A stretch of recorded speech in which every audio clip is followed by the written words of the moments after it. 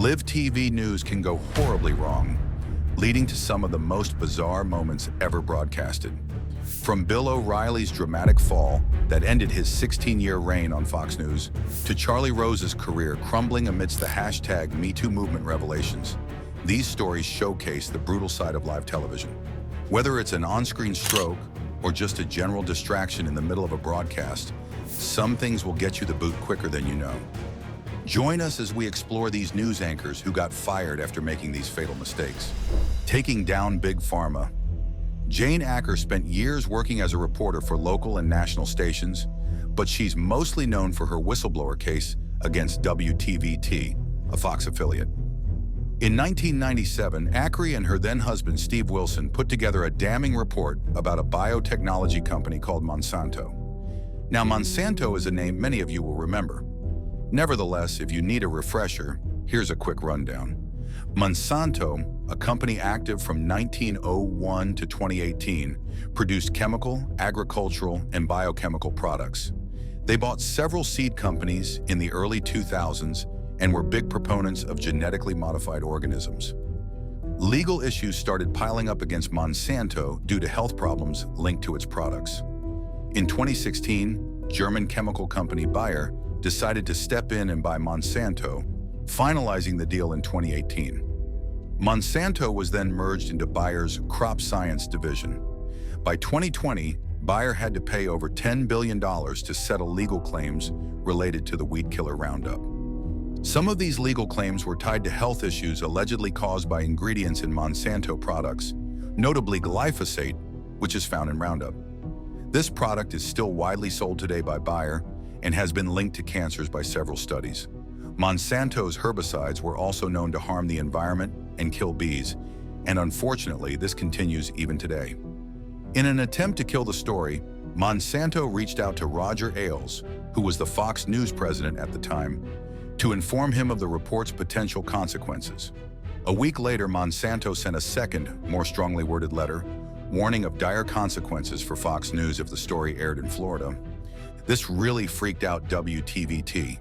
They chose to dump the story and refused to renew Acker and Wilson's contracts the next year. The couple saw this as wrongful termination and filed a lawsuit against the network. Her husband said, "This isn't about being fired for no reason. You're firing us because we refused to air something we knew and demonstrated to be false and misleading." After a trial that dragged on for years, the court ruled in favor of WTVT and only sided with Acker on a single claim about whistleblowing: armed takeover. In January 2024, Ecuador declared a state of emergency after conflict erupted between criminal gangs and the government. During a live broadcast on the news channel TC, viewers witnessed a shocking event. Armed men broke into the studio and threatened the news anchor on air. A woman could be heard pleading, "Don't shoot, please don't shoot." The criminals demanded the news anchor deliver a message on their behalf. For 20 harrowing minutes, the studio crew was held hostage live on air, with millions across the country watching. Police and military forces quickly surrounded the TV station and thankfully arrested all the criminals. Although shaken, the news crew was unharmed. This incident starkly highlighted how vulnerable journalists are when law and order break down. These criminals aimed to take over the country, and controlling the media was a key part of their strategy. Political censorship. 2 weeks before the 2004 United States presidential elections, CBS aired an episode of 60 Minutes 2, where Dan Rather presented the Killian documents. Just before that, he had an informant claiming to have helped George Bush avoid military service in the Vietnam War. The memos, which alleged false claims about George W. Bush's service in the Texas Air National Guard, quickly hit the internet and were heavily scrutinized and suspected of being forgeries. Under mounting pressure, CBS retracted the story and fired the producers who aired it. Even after the retraction, CBS insisted those were facts and that was true because it was true. Those who wanted to discredit the story had to attack the process by which we got to the truth, and they successfully attacked us on that. Though Rather stayed on for a while, he was eventually pushed out of the network after over 4 decades of service. The whole controversy was dramatized in the 2015 movie titled Truth, Teenage Hijacker. In 2015, a bizarre news hijacking took place in the Netherlands. One evening, NOS News Channel was broadcasting as usual when a scrawny 19-year-old in a suit walked into the studio with a weapon. He demanded to speak to someone from Cable News Network immediately. He allowed most of the staff to leave but made some stay in the room with him. Pacing around with his weapon, he said it was just in case things got crazy. Trying to calm one of his hostages, he mentioned he was just as nervous as they were and promised they'd be free to go once he talked to Cable News Network. Understandably, the staff might not have believed him. The studio crew told him they were contacting Cable News Network, but they were actually stalling for time until the police arrived. Soon the police burst in and the man surrendered. It turned out his weapon was only a replica. The 19-year-old, obviously tried as an adult, was sentenced to prison, but the strange part is, no one ever found out why he did what he did. Robbed on live television? One evening, Vuyo Mboko was doing a report on South African Broadcasting Corporation news in South Africa when two men appeared behind him. At first, he thought they were just trying to troll and mess up the news report, as some people like to do. However, it quickly became clear that their intentions were much darker. The men attempted to rob the news crew, and you can even hear Vuyo saying, "We're being mugged. Hey, we're being mugged." Clearly, these guys weren't criminal masterminds committing their crime live on TV with their faces clearly visible. This made it easy for the police to identify and arrest them later. Despite the eventual arrests, it was still a terrifying experience for Vuyo and his crew, and quite unsettling for viewers who saw the incident unfold live. Angry resignation. One of the earliest instances of a live resignation dates back to 1960. The show Tonight starring Jack Paar, which ran from 1957 to 1962 and would eventually become The Tonight Show we know today, experienced a notable 3-week period when Paar had technically resigned. During one broadcast, only the audio of which has survived, Paar was blindsided when the National Broadcasting Company censors replaced one of his jokes about toilets with news coverage. Known for being temperamental, Paar hastily announced his departure live on air, saying, "I am opposed to purposely plotted risque material. I am more vehemently opposed to yellow journalism. There must be a better way of making a living than this." After some persuasion, Paar returned to the show 3 weeks later and humorously answered his own query with, "There isn't," before continuing as if nothing had happened. Second take. One day, a news reporter was at a bank in Iowa covering the story of a robbery that had taken place just the day before.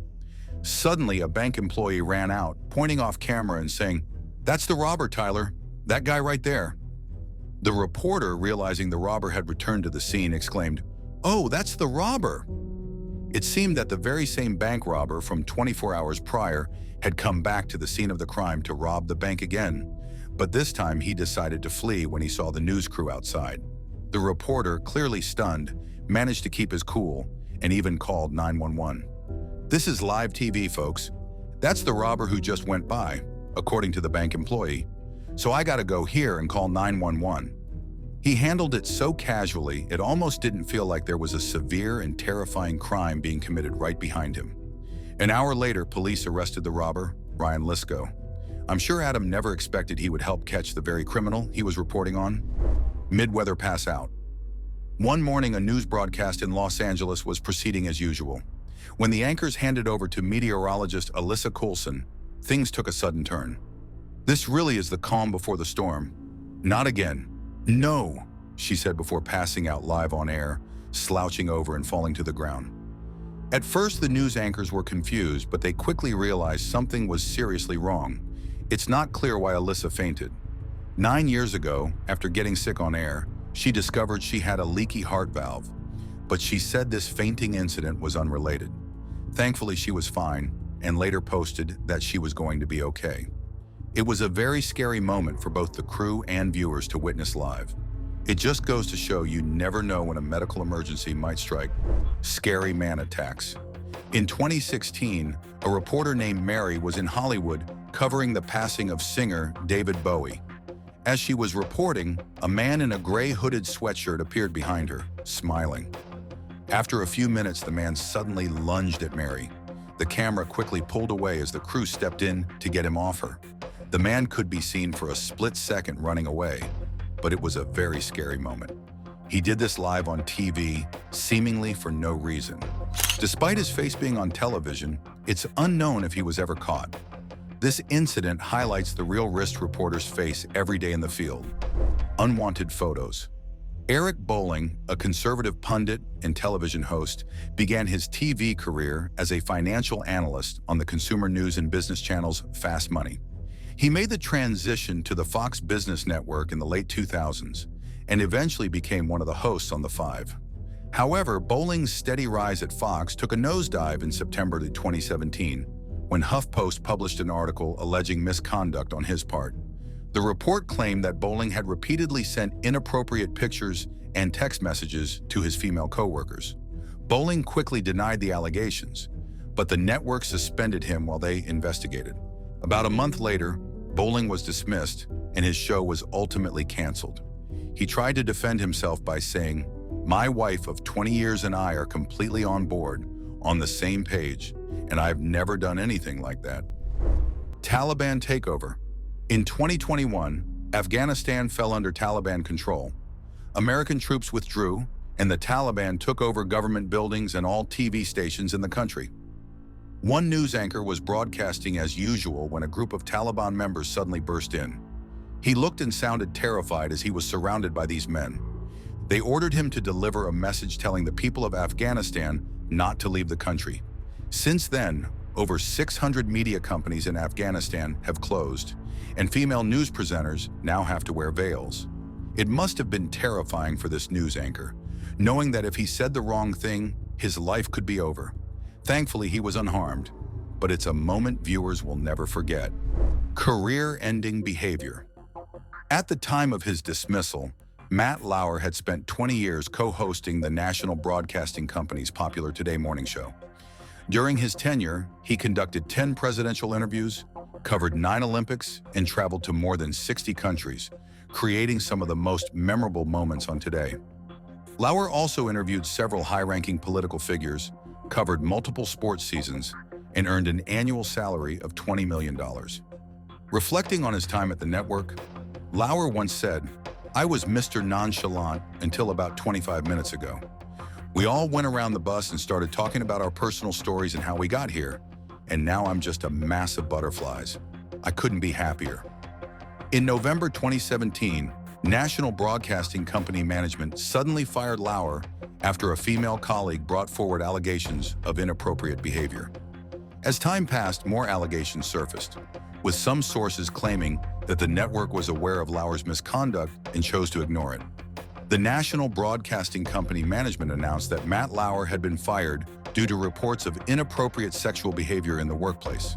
Following his termination, Lauer issued a statement expressing embarrassment over the accusations, but dismissing some as false.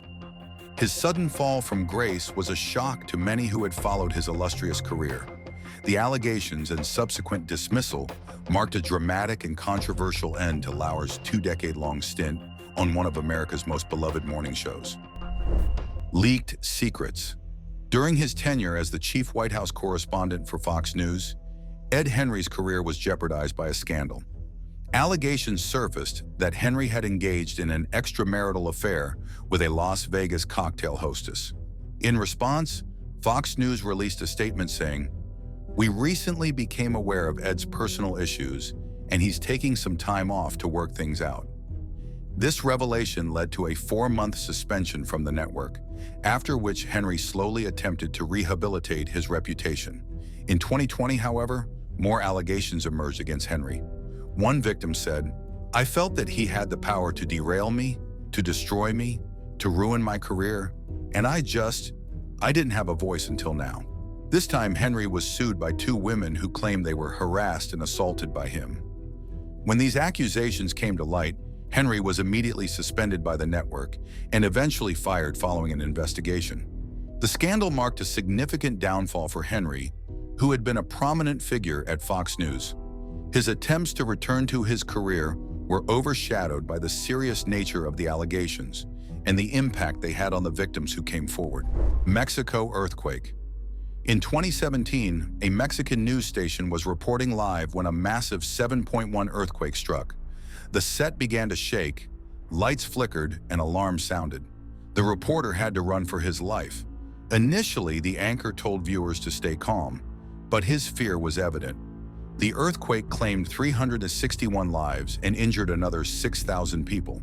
While earthquakes are common in Mexico, this one was among the worst, and it's rare to have such a powerful quake captured live on TV. Table trouble. News debates can get fiery, but news anchors are usually expected to maintain a level of professionalism. That wasn't the case in 2014, when two journalists in Jordan were debating the conflict in Syria. The discussion quickly escalated when an anchor accused fellow journalist Shahir al-Jahari of supporting the Syrian opposition. Despite a third news anchor's efforts to keep things calm, the two men started pushing the news desk back and forth until it eventually broke. Security had to step in and remove the two men from the set. It's not every day you see something like this on TV, and viewers were stunned. The situation could have escalated even further if security hadn't intervened. Bad governor. Chris Cuomo, once a top-rated anchor at cable news network, was fired for his involvement in defending his brother, former New York Governor Andrew Cuomo. The former governor was accused of harassing multiple women over the course of his political career. One woman claimed that the governor kissed her during a private briefing in his office and would often physically approach her in inappropriate ways. Citing a conflict of interest, Chris Cuomo chose not to report on any of the allegations against his brother on his primetime news program. He explained, "I never covered my brother's troubles because I obviously have a conflict, and there are rules at cable news network about that." However, an investigation by the New York Attorney General's office revealed that Chris had secretly helped the former governor mount a defense against the harassment claims. This led to cable news network suspending Chris indefinitely and eventually firing him in December 2021. Chris Cuomo defended his actions, saying, "I know where the line is. I can respect it and still be there for my family, which I must." Despite his claim, cable news network determined that he had crossed that line. Chris Cuomo was fired following an inquiry into his involvement in assisting his brother during the harassment scandal. The investigation by the Attorney General's office found that Chris Cuomo used his media connections to gather information on the accusers and advised his brother's team on how to respond to the allegations. This involvement went against cable news network's journalistic standards and ethics, leading to his dismissal. Cuomo was forced to tread the difficult balance between personal loyalty and professional responsibility, ultimately jeopardizing a promising career at cable news network. Stroke. One morning, Oklahoma news anchor Julie Chin was reporting as usual when she began to slur her words. Initially, it seemed like a simple mistake, but it kept happening, and Julie realized something was wrong. She said, "Today at the event," and then lost vision in one eye, leading her to admit she couldn't continue. Just moments before, she had been smiling and feeling great, but it turned out she was having a stroke live on air. Her colleagues quickly recognized the issue and dialed 911. Some viewers also suspected she was experiencing a stroke and called the station to warn them. Julie was rushed to the hospital, and thankfully, she was okay. It's amazing how Julie maintained professionalism despite having a stroke. The quick thinking of her colleagues and viewers potentially saved her life. Los Angeles earthquake. Early one morning in 2014, two news anchors were reporting as usual when their set started shaking. The male anchor looked terrified and shouted, "We're having an earthquake! Earthquake! We're having an earthquake!" The anchors immediately made to duck under their table, while the rest of the crew ran as far away from the scene as possible. One reporter later mentioned that it was the strongest earthquake he had ever experienced live on air. Earthquakes in Los Angeles are common, but this one stood out as the most powerful they had felt in the studio. The anchors have over 300 lights above their heads, some weighing up to 25 pounds. If even a single one of these had fallen, the anchors could have been seriously injured or even worse. Fortunately, thanks to their quick reactions, they were okay. Distracted anchor. This live news moment outraged viewers, but not for the reason you would think. In 2017, news anchor Natasha Exelby was caught daydreaming while reporting in Australia. When the cameras returned to her, she was visibly startled but quickly recovered, saying, "Now to sport with Mare." Despite handling it well, Natasha was later fired. Viewers were outraged, not at Natasha, but at the station for firing her. They argued she was dismissed simply for being human. Natasha tweeted, "Thank you all for your generous support. Not my finest hour. Myself and my mesmerizing pen honorably salute you." Natasha herself may have found humor in the situation, but a lot of viewers felt really bad for her. While some said it was unprofessional, the vast majority believed Natasha did nothing wrong and should never have been fired for such a tiny mistake. Spreading hate. Rick Sanchez's broadcasting career began during his college days. The Cuban-American news host honed his skills working for local affiliate stations in Miami and Houston before making it to the national stage in the early 2000s. In 2004, Sanchez joined Cable News Network, where he eventually hosted his own show, Rick's List. Feeling slighted over the replacement of his program in its primetime slot, Sanchez made anti-Semitic remarks during an interview with Pete Dominic. He said, "You're such a minority. I mean, I'm telling you that everybody who runs Cable News Network is a lot like Stewart, and a lot of people who run all the other networks are a lot like Stewart." The consequences of his comments were swift.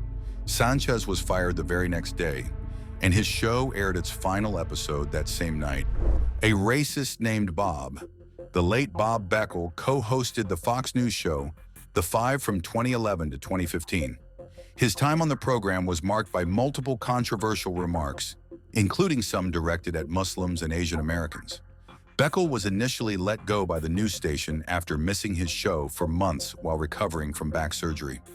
He was brought back on the program 2 years later, only to be fired again for making racially insensitive comments to an African-American employee. At a time when multiple top figures at the network were facing harassment allegations, Fox News decided to part ways with Beckel to save face. This time, it was for good. Attorney Douglas Wigdor, who represents the IT worker and nearly 24 other Fox News employees suing the network for racial discrimination, described an incident involving Bob Beckel. According to Wigdor, Beckel became upset when a black IT employee came to service his computer and left the office, citing the employee's race as the reason. Mr. Beckel stormed out of his office when our client, a black IT employee, came to service his computer, telling our client that he was leaving because he is black, Wigdor said. To make matters worse, after our client lodged a complaint about Mr. Beckel's behavior, Beckel, in front of Chief Human Resource Officer Kevin Lord, attempted to intimidate our client and persuade him to withdraw his complaint. When the IT worker refused to back down, Fox reportedly tried to downplay the incident by leaking the story on a Friday to minimize attention. Fox also neglected to inform the media of what was actually said, as well as the attempt to convince our client to withdraw the complaint, Wigdor added. As with our other clients, we intend to hold 21st Century Fox accountable for these actions and will be filing additional complaints shortly. Bye-bye, Charlie Rose. As a TV journalist with over 40 years of experience, Charlie Rose built an esteemed reputation and anchored shows on multiple networks. However, all of that came crashing down in the wake of the 2017 #MeToo movement. In November of that year, an article published by the Washington Post uncovered multiple allegations of misconduct against the famed host. Most of the women who spoke out against him had been working for him early in their careers, making it a tremendous risk to speak out against his behavior for a long time. His long-term makeup artist described the studio as a sexual hunting ground for Rose. Gina Riggi was the makeup artist for The Charlie Rose Show for 22 years. She claims to have endured misogynistic, abusive behavior from Rose, including demeaning and degrading comments about her gender and physical appearance. She even resorted to using a hand mirror to protect herself from his advances on set. Rose allegedly targeted women at his Manhattan and Hamptons homes, as well as at trendy restaurants where he hosted staff events.